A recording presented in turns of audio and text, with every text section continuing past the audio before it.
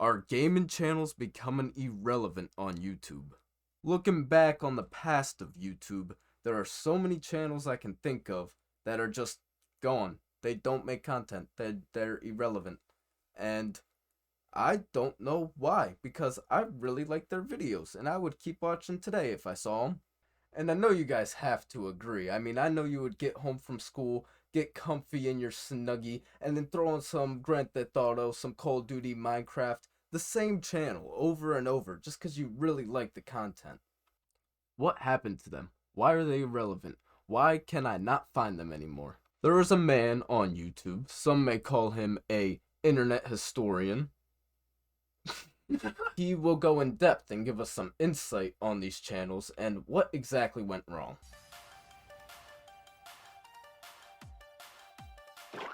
Don't remember him. Pretty irrelevant. Pretty irrelevant. Don't remember him. Now, recently while making these downfall videos, I've had a load of tip-offs and suggestions from people on my Twitter regarding YouTubers who have gone irrelevant or had a quote-unquote downfall. Now, I've been loving getting these suggestions because it makes my life way easier, so thank you guys for that. But I've started to notice a trend. About 90% of these YouTubers that you guys suggest are gamers who don't get views anymore and are irrelevant, shall we say. People like Gold Glove TV, 1.26 million subscribers, 8,000 views per video. Lox, 300,000 subs, 10k views per video. Sandy Ravage, 436k subs, 10k views per video. It seems as though the gaming genre is super volatile and way more exposed to irrelevancy compared to any other video genre. But why is this? I'm gonna start off by saying I think it's because they stick to the same game for too long. At least that's what it was looking like for me.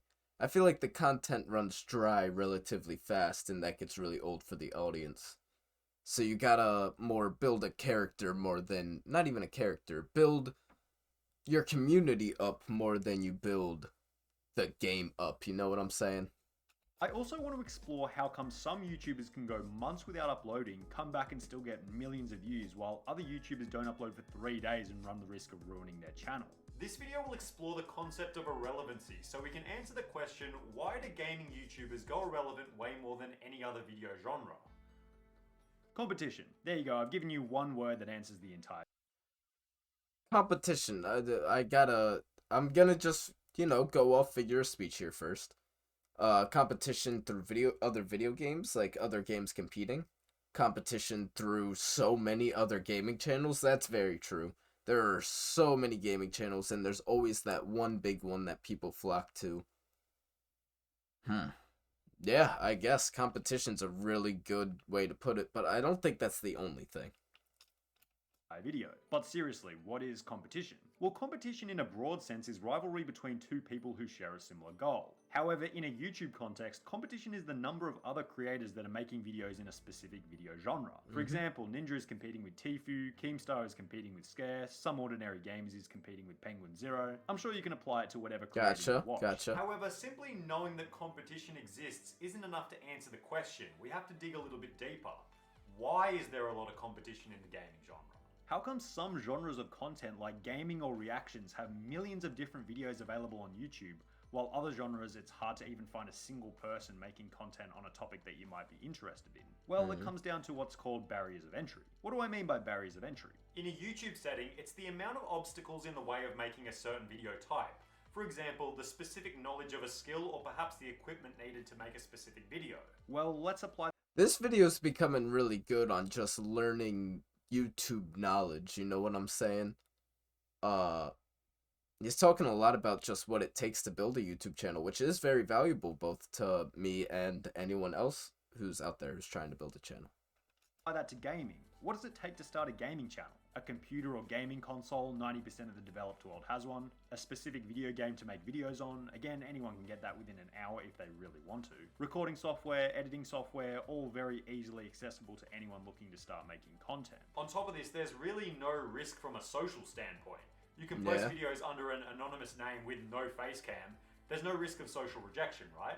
And what's the result of all this? quite literally millions of gaming videos on YouTube to compete with. Most of them get no views, but that doesn't matter. We're just trying to highlight the competition and how easy it is to make content within that genre. The current state of monetization on YouTube also likely has a huge role in the desire to be a gaming content creator. With so many different video styles becoming demonetized, there's far more incentive to go with a safer genre like gaming. On top of this, the gaming genre in itself already offers loads of incentives that you might have over other video types. Sponsorships seem to be way more prevalent than other video genres, and also you can stream on Twitch if your YouTube channel becomes big enough. An incentive Hey, that's not calling offered me by out. other genres.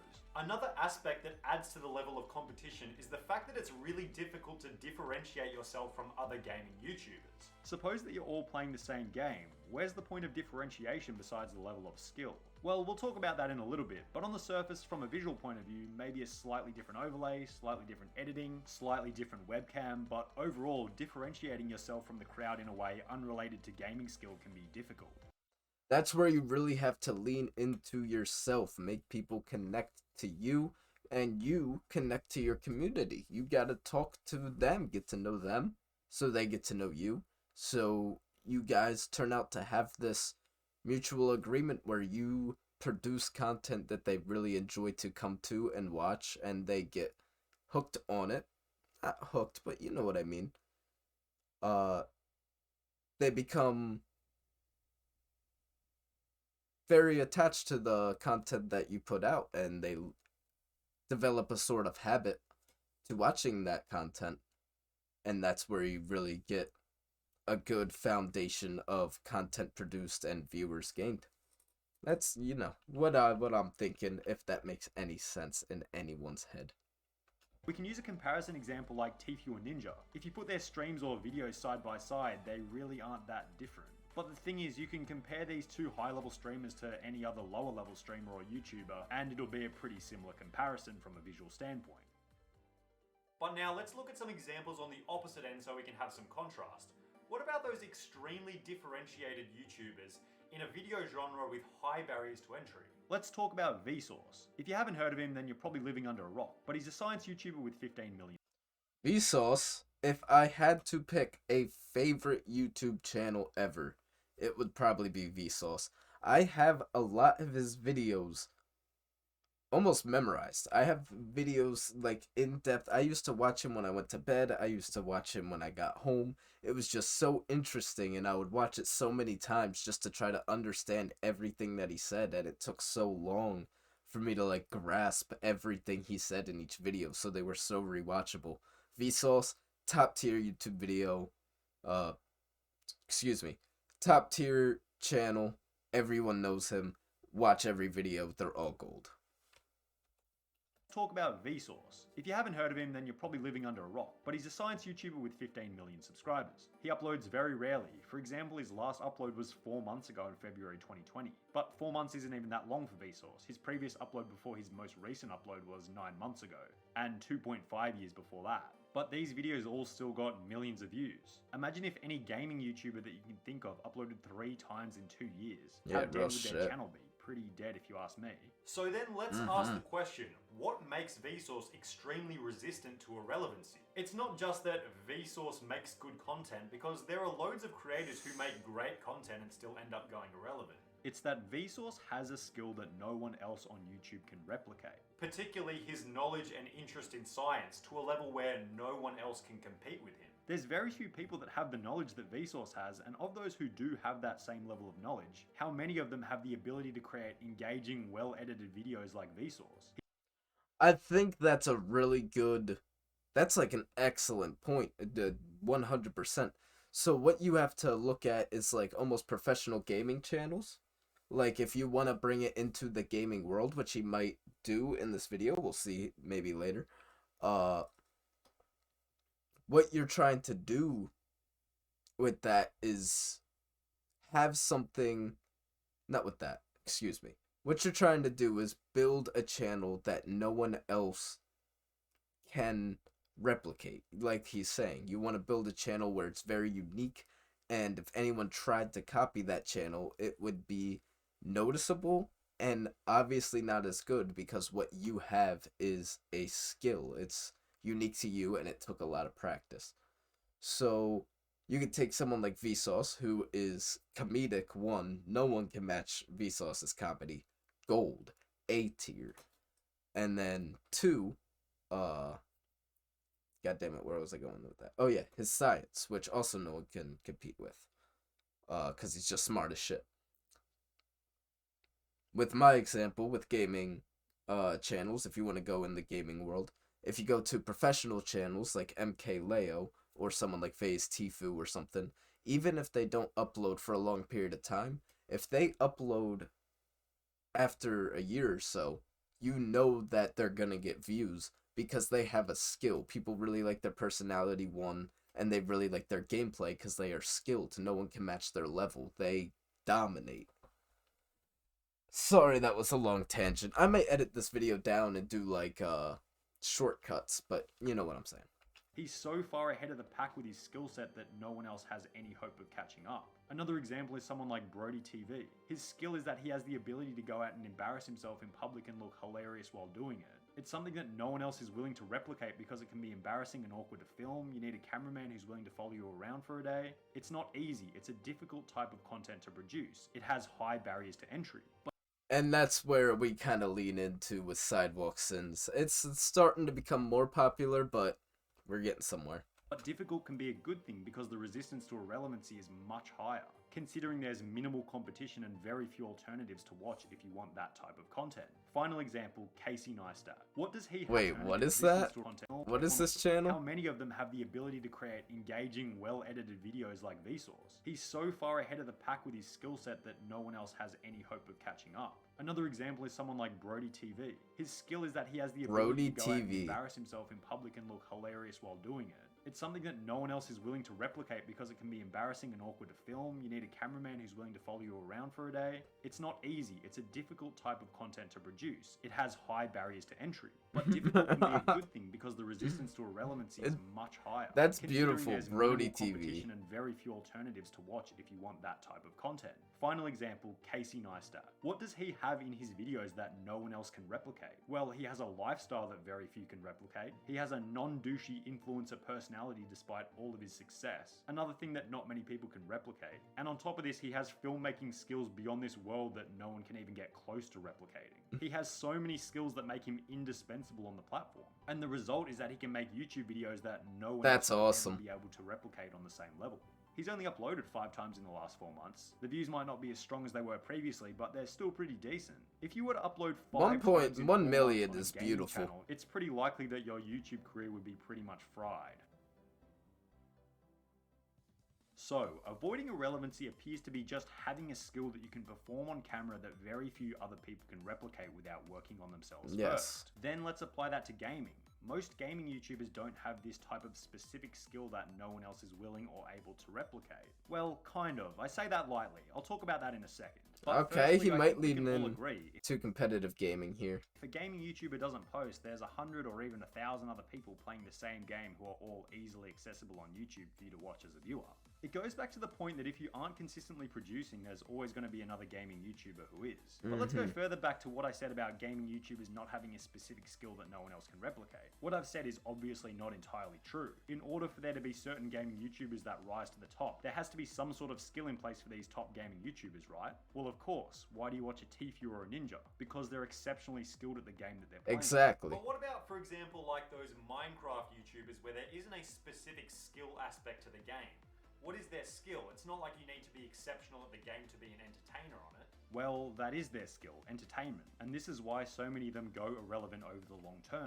Entertainment in itself is an extremely volatile skill, especially in the gaming world because everyone is entertaining in some aspect. So then we might ask, what's the incentive for watching an entertaining YouTuber with a limited skill aspect? It's the game they're playing, right? You like the relatability of watching them do something in a game that you personally might be able to replicate over time. But what happens to both types of gaming YouTubers, the skilled and the unskilled one, when the game that they're playing begins to decline in popularity? Well, your audience is going to decline naturally and there's nothing you can do to stop that. If people aren't interested in the game, people aren't going to watch you, period. You can be the Rolls Royce of entertainment and the most skilled player on a specific game, but if the world isn't interested in the game you're playing, you're not going to get views. And of course, there are exceptions to this like PewDiePie and other variety creators, but generally speaking, if the game that the content is being made on is on a decline, the views are also naturally going to be on a decline. Case study, someone like Noah's Noah. Following Fortnite's decline in popularity, his views have naturally dwindled. He was uploading quite literally daily, very high quality content, but given the decline in the game he was making content on, the growth just wasn't there. So when the Dang, and that's what I was leaning to first. When games die, your audience dies. But also with people like PewDiePie, it's way different because they built a very strong community. It's hard. It's a very hard thing to do. game that the specific YouTuber is known for begins to decline in popularity, what happens to those gaming YouTubers who specifically have that gaming skill on a particular game? People like your Tfue and your Ninjas. Well, they have two options. They can stick with a game that they're exceptionally skilled at and are making content on, but it's a sinking ship given the declining viewership. They're not stupid, they know that games come and go, rise and fall in popularity. If they stick with that game, there's a chance they'll go down with the ship. So the second option seems more viable, to change game to whatever is most popular. But then let's take Tfue for example, previous top 50, top 20, top 10 player in Fortnite, right? Well, when he swaps to a game like Call of Duty Warzone, is he going to be top 50, top 20, top 10 player right off the bat? Well, of course not. Skill level is unique to a particular game. It might translate a little bit, but not in its entirety. Maybe in the top 10,000 or the top 5,000 players. Of course. Well, top 10,000 is a reasonably impressive number. Why are you going to watch a streamer or a YouTuber in the top 10,000 players when there will be another streamer on Twitch or YouTube on that game in the top 20 or top 10 for that new game that they've navigated to? The reason you watch a Tfue or a Ninja is, if I had to estimate, 80% game skill, 20% personality. When the skill level on the new game is much lower than the skill level on the previous game, there's not nearly as much incentive to watch. And this is reflected in the YouTube views for Tfue as well as many other Fortnite creators. People like Ninja, Muselk, Lachlan, they're obviously not irrelevant or even close to it, but you can see how their view charts pretty much perfectly correlate with the popularity of the game. And this is kind of what we've seen with most of the big Call of Duty YouTubers from back in the day. As their main game that they're linked to declines in popularity, they just kind of go down with it. And the only ones who stay relevant are the ones who either move to new ventures or develop a bit more of a personality and become a variety streamer. But generally speaking, think about Whiteboy 7th Street, X-Jaws. At the time, they were the kings of the world because their skill was relevant. But looking back, you can see how disposable they are considering that their only developed skill within their videos is their ability to play Call of Duty Modern Warfare 2. And now that that game has a minimal audience, they have to resort to other shit that everyone else can replicate. Football card opening, how to smell flowers, just general clickbait BS. Anything to get a few more views before the channel disintegrates into nothing. There's no effort, there's no passion, there's no nuance. There's nothing that is being done in these videos that can't be replicated by anyone else on this platform. And the ultimate result, a dead channel. So then let's finish this video by answering the original question. Why do gaming YouTubers go irrelevant more than any other type of channel? Well, the videos and the channel popularity are often based on the popularity of something that's totally out of their control, the popularity of the game. On top of this, there's unlimited competition for the genre considering the low barriers to entry. Finally, differentiation beyond skill level is extremely difficult given the thousands or even millions of channels available for viewing. If you're a gaming YouTuber and want to avoid irrelevancy, it seems as though you have to offer something unique. A unique personality like CD and the Third, or exceptional skill across multiple games like Tfue or Shroud. You have to have something else that no one else can offer.